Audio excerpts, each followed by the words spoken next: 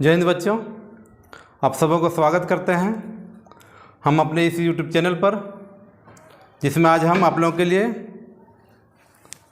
Class 10th का social science का objective का आंसर की लेकर आए हैं। देखिए, जेक झारखंड अधिविद्य परिषद social science secondary annual examination 2023 question booklet ये MCQ टाइप सामाजिक विज्ञान सोशल साइंस। समय 1.5 घंटा है, पूर्णांक 40 नंबर्स, फुल मार्क्स 40 है। अब इसमें से पहला क्वेश्चन हम लेते हैं, ठीक है। पहला क्वेश्चन कह रहा है 19वीं सदी के दौरान कौन ऐसी ताकत बनकर उभरा जिसने यूरोप के राजनीतिक और मानसिक जगत में भारी परिवर्तन ला दिया? उदारवाद, साम्यवाद, राष्ट्रवाद, निरंकुशवाद। इसका सही आंसर होगा राष्ट्रवाद। नेक्स्ट क्वेश्चन है फ्रांस में प्रथम विद्रोह कब हुआ था? जुलाई 1801, जुलाई 1804, जुलाई 1815, जुलाई 1830। इसका सही आंसर होगा जुलाई 1830। नेक्स्ट क्वेश्चन है 1804 की नागरिक संहिता, जिसे आमतौर पर नेपोलियन की संहिता के नाम से जाना जाता है, उसने फ्रांस में सुधार के लिए क्या कदम उठाया? जन्म पर आधारित विशेषाधिकार समाप्त कर दिया, कानून के समक्ष बराबरी और संपत्ति के अधिकारों को सुरक्षित बनाया, प्रशासनिक विभाजनों को सरल बनाया। इनमें से सभी आंसर इसका।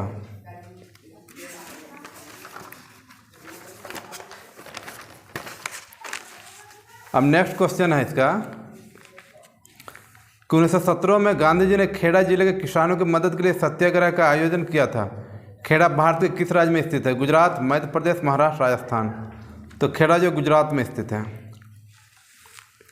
नेक्स्ट क्वेश्चन है साइमन कमीशन भारत क्यों आया? ठीक है, तो नई शिक्षा नीति लागू करने, लगान संबंधित नए कानून बनाने, संवैधानिक व्यवस्था को कार्यशैली का अध्ययन करने, व्यापार संबंधित कानून बनाने।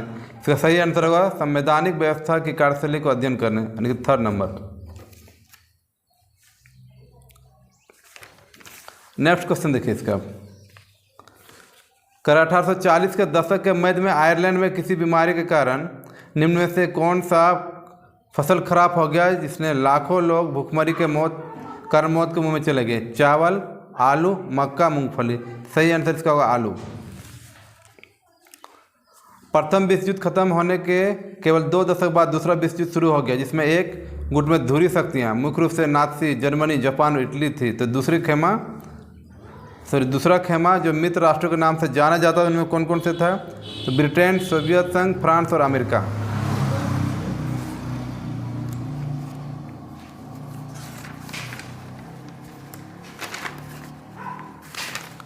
नेक्स्ट क्वेश्चन देखिए 1929 के आर्थिक मंदी के कारण दुनिया के ज़्यादातर हिस्सों में निम्न में से किसकी भयानक गिरावट दर्ज की गई? उत्पादन की, रोजगार का, आय और व्यापार। इनमें से सभी का।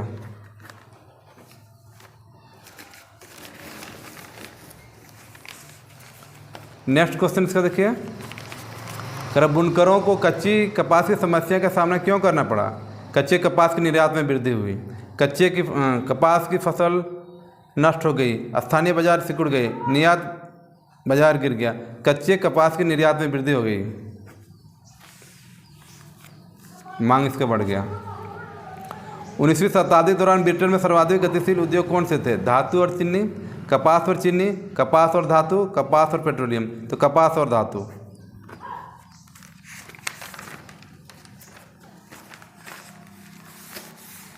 नेक्स्ट क्वेश्चन देखिए कि मुद्रण तकनीक सबसे पहले कहाँ विकसित हुई थी? चीन में। निम्न जातीय आंदोलन के मराठी प्रणेता कौन थे जिन्होंने अपनी पुस्तक गुलामगिरी में जाति प्रथा के अत्याचार पर लिखा? ज्योतिबा फुले, राजा राम मोहन राय, बंकिम चंद्र, बाल गंगाधर तिलक। ज्योतिबा फुले। नेक्स्ट क्वेश्चन है कि समाप्यता के आधार पर संसाधनों के 2 भाग में बांटा गया, उनके नाम क्या है? जैव तथा अजैव संसाधन, नवीकरणीय तथा अनवीकरणीय संसाधन। विकसित एवं संचित संसाधन, राष्ट्रीय अंतर्राष्ट्रीय संसाधन। नवीकरणीय तथा अनवीकरणीय संसाधन। संसाधन के अंधाधुंध शोषण से किस प्रकार का वैश्विक पारिस्थितिकी संकट पैदा हो गया?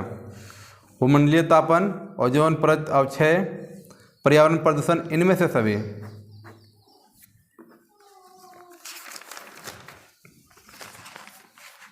नेक्स्ट क्वेश्चन है आपका कि वनों और वन जीवन का संरक्षण करना आवश्यक है क्योंकि इससे 1 नंबर पारिस्थितिक विविधता बनी रहती है, जीवन सहायक संसाधन जल वायु और मृदा बनी रहती है, बेहतर जनन के लिए वनस्पति और पशुओं में जीनी विविधता को संरक्षित करती है। इनमें से सभी होगा।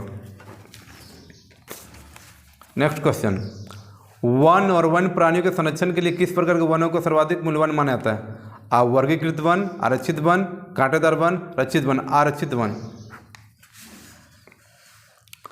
प्रचुर मात्रा में जल उपलब्ध होने के बावजूद जल किन कारणों से प्रदूषित और मानव उपयोग के लिए खतरनाक बनते जा रहे हैं? घरेलू और औद्योगिक अपशिष्ट के मिलने से, रासायनिक प्रयोग से, कीटनाशक और कृषि के प्रयुक्त उर्वरकों के प्रयोग से, इनमें से सभी। इसका सही आंसर होगा इनमें से सभी। नेक्स्ट क्वेश्चन, मानसून के आगमन के साथ जो फसलें बोई जाती है वे फसल के अंतर्गत आते हैं? खरीफ फसल, रबी फसल, जायद। इनमें से कोई नहीं। खरीफ फसल वर्षा ऋतु में, मानसून जब वर्षा ऋतु में आता है खरीफ फसल लगाया जाता है। पवन और सौर ऊर्जा संसाधनों बहुतायत भारत के किस राज्य में अधिक पाई जाती है? तो पवन ऊर्जा सबसे अधिक तो तमिलनाडु में पाया जाता है। तमिलनाडु ऑप्शन न रहने के कारण इसमें राजस्थान आएगा आपका। उत्तर प्रदेश, झारखंड, मध्य प्रदेश और राजस्थान।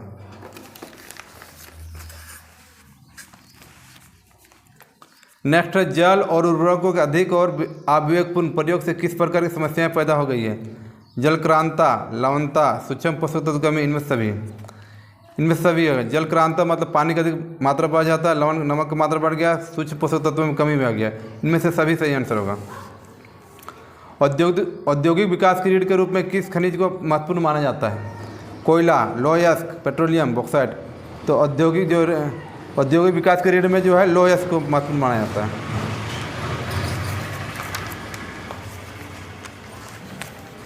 नेक्स्ट है, निम्न में से किस प्रकार खनिजों का प्रयोग आणविक ऊर्जा के उत्पादन में किया जाता है?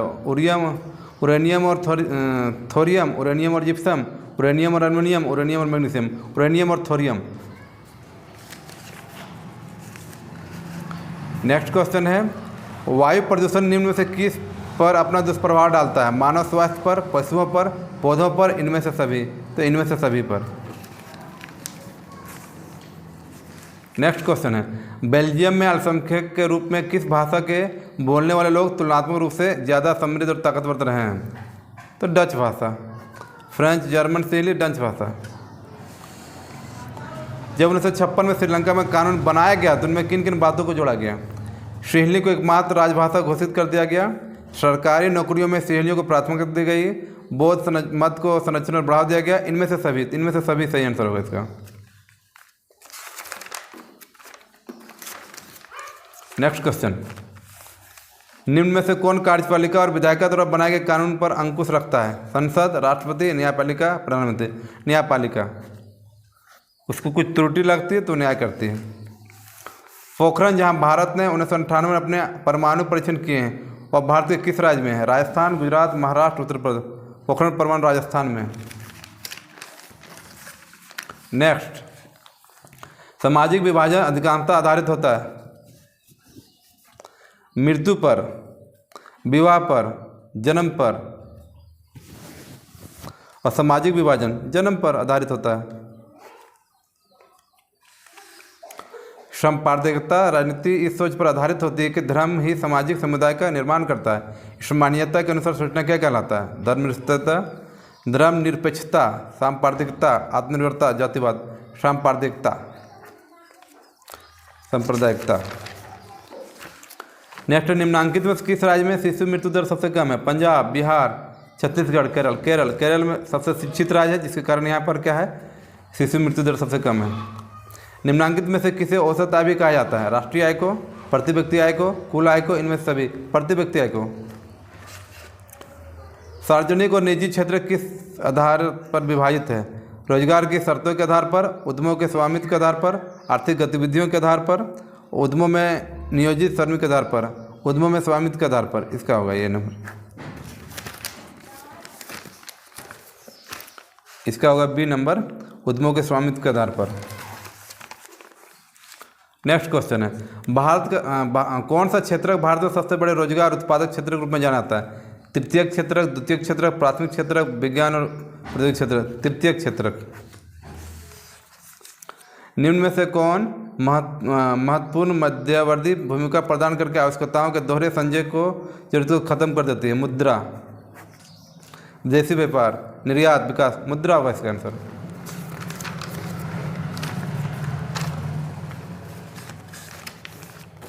नेक्स्ट क्वेश्चन है, सामान्यतः बहुराष्ट्रीय कंपनियां उसी स्थान पर उत्पादन इकाई स्थापित करती है जहां क्या होता है? बाजार नज़दीक हो, कम लागत पर श्रमिक उपलब्ध हो, उत्पादन के अनेक कारक उपलब्ध हो, इनमें से सभी। बाजार नज़दीक होना चाहिए, श्रमिक आसानी से मिलना चाहिए, उत्पादन का सामान उपलब्ध होना चाहिए। 36 में कह रहा है, विभिन्न देशों के बाजारों को जोड़ने या एकीकरण में निम्न में से कौन सहायक होता है? बैंक, विदेशी व्यापार, उद्योग, कृषि। तो विदेशी व्यापार। 1960 के दशक में व्यवस्थित रूप से उपभोक्ता आंदोलन का उदय निम्न में से किस कारणों से हुआ?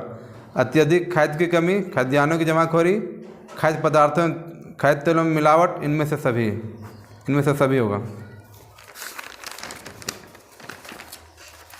नेक्स्ट क्वेश्चन है, संविधान में संशोधन करके लोकतांत्रिक शासन व्यवस्था के तीसरे स्तर को किस प्रकार बनाया गया? शक्तिशाली और प्रभावी, शक्तिशाली और अप्रभावी, शक्तिशाली और संवैधानिक और अप्रभावी, स्वतंत्र और अप्रभावी। शक्तिशाली और अप्रभावी होगा इसका। ऐन जाति समूह में भेदभाव उन्हें अपने से अलग मानने की धारणा निम्न में से किस व्यवस्था पर आधारित है? शासन व्यवस्था, राजनीतिक व्यवस्था, दलीय व्यवस्था, वर्ण व्यवस्था।